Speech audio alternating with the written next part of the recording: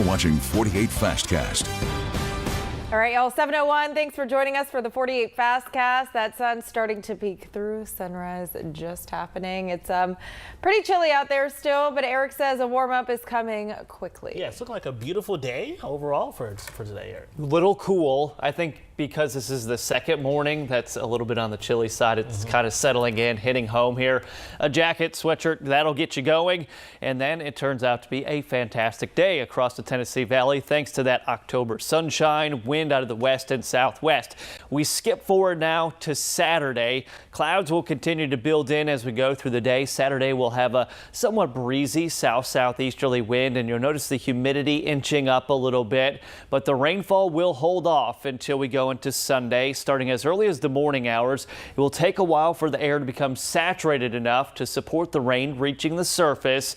But look at your Sunday, and we hit our high temperature in the upper 50s early Sunday morning, and temps will actually fall off as we go through the day. We're looking at widespread moderate rainfall, chilly rain at that, with temps staying in the 50s. Now, it's unfortunate that it lines up with our weekend, but this is absolutely beneficial rainfall, picking up ½ inch to maybe 2 inches of rain. Fog should not be an issue for your morning commute, and temps right now are cool in the 30s to low 40s. This is your 48 First Alert Road Report, sponsored by Bankston Motorhomes.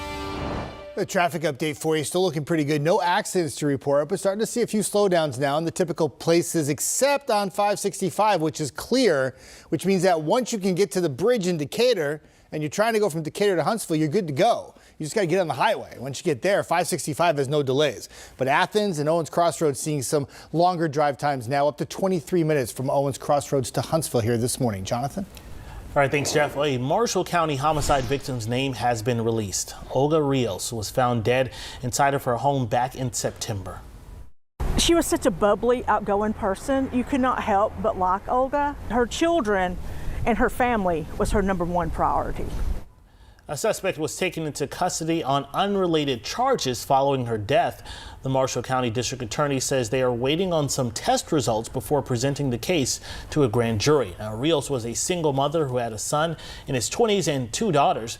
A friend and coworker of Rios, Lori Diamond, told us Rios was a single mother of 3 and was working double shifts at a healthcare facility to help make ends meet for her son and twin daughters. Well, a Huntsville man has been arrested after authorities say he fired several shots into an apartment during a domestic dispute. This happened on Ascent Trail in West Huntsville on Tuesday. When officers arrived, they heard multiple gunshots. Then officers tell us they found this man here, Mario Robinson, near an apartment with multiple bullet holes. They also found a gun and shell casings. Nobody was hurt. Robinson is charged with shooting into an occupied dwelling.